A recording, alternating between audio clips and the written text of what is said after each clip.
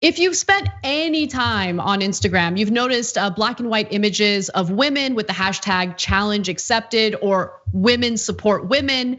And it's all an effort to uplift women in your life, to give them some of the confidence that they might need, especially during these difficult times. And unsurprisingly, Meghan McCain is not a proponent of this. Now we're gonna get into why this started, where the origins of this social media activism came from. But before we do, let's just hear a little bit of the conversation between Whoopi Goldberg and Meghan McCain on The View.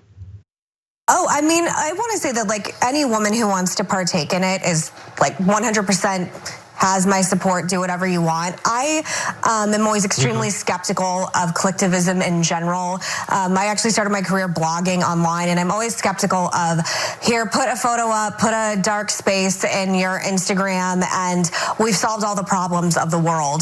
Is she in black? So Aida, she has a problem with collectivism. And look, to be fair, I don't like the performative stuff, right? I feel like sometimes people rely too much on performative stuff on social media rather than finding strategic ways to hold the system accountable and change the system. But with that said, this actually has been an enlightening thing for me, because I'm learning about femicide in Turkey. I'm learning about how women are being victimized in different countries around the world. And then of course there's the positive component of women in your life trying to find ways to uplift you. So Eddie, I want to hear what you think about all this. First of all, was she in brown face? Like what was going on? I just think she was a little heavy-handed with the blush. I don't know. Just checking, because it's. I mean, I wanted to say, what happened, Meghan? Nobody tagged you. Nobody wanted you to post a picture of yourself. Usually, the people who've been bitter about the challenges because somebody didn't post them. Do I care about femicide in Turkey? 100%, absolutely. I advocate for women daily, specifically women of color throughout the world, not just the ones here in America. What I wanted to say was this, if you think that us posting the pictures, if you co-opted it for the purpose of your vanity or whatever the reason that it is, I am just tired of every time a woman's movement is in effect, it always comes under such criticism. Just imagine for 1 minute, if we would have co-opted that girl dad movement and criticized men for celebrating themselves for being good fathers to their daughters like they're supposed to be. Imagine if we were like, oh, wow, look at you, you're a girl dad. Good for you. You treat your daughter with respect and humanity. Oh, you're supposed to get cheered on for that. We didn't do that. You know why? Because we were honoring Kobe Bryant in the moment, because that's where it originated. And we celebrated the movement. Many women posting pictures of men saying, look, this is our girl dad. So when women do this, I'm just tired of women being constantly policed. It's easy for Meghan McCain not to be for a movement that's for Black Lives Matter or for anti-femicide or for whatever it is, because she lives a privileged life in a bubble. You don't have to uphold yourself daily, because everything around you that we live in a white supremacy driven country where all of the images are always in support of how you look. But when Black and brown women took this challenge and started challenging other women, I challenged people in my life who are not actresses, who have regular jobs, who are essential workers. And it brought me great joy to see the pictures of them and them exalting themselves in a moment where they feel low because they have to go out and work for not a living wage in the middle of a pandemic. And in the process, I learned about what happened to this one woman in Turkey and why this movement was happening. It brought awareness to me, and I was able to share that awareness, that story and this with my platform. And then other people started taking what I shared and sharing it. And then even if some people co-opted the movement, it was still effective, because now the people who follow me and the people who follow my friends know what is happening in Turkey. And so for me, that is valuable. I don't care about the people whose intentions are not good. They're everywhere. You cannot rid of them. But the other thing that I was really bothered by was women who were like, why is she posting a picture of her being sexy? Why are you worried about? Who cares? Who cares? And why are women allowed to post pictures of themselves being sexy? Who are you to police me in my moment and how I feel about myself? We need to stop doing that kind of stuff. These men that you're trying to impress are not going to do anything to make your life better. So stop doing that stuff to other women. It made me so mad.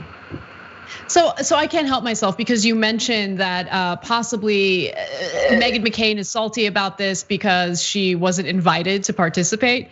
And she does comment on that. So let's take a look at the next clip. I just think when you're talking about women's empowerment, as a conservative woman, there's always a level of skepticism because we are never invited into circles traditionally. And the Women's March, we were literally not invited to join and told to stay home if you're pro-life. It ended up being the leaders of the Women's March had strong ties to Farrakhan and a lot of anti-Semitic and, in my opinion, extremely problematic and controversial views that I wasn't comfortable.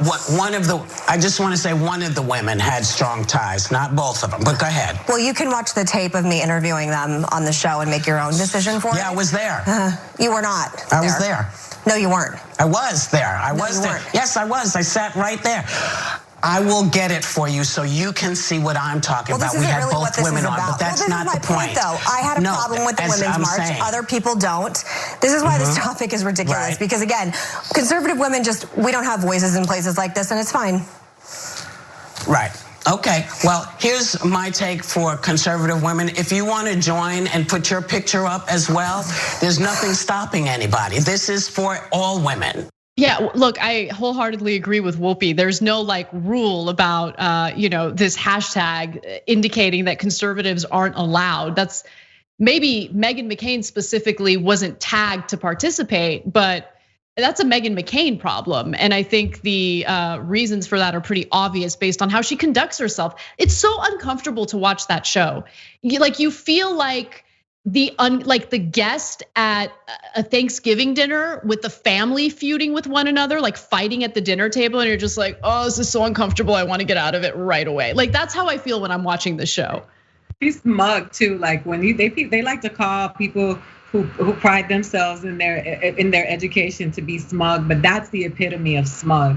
You know what's funny is Tomi Lahren is a conservative who is pro-choice.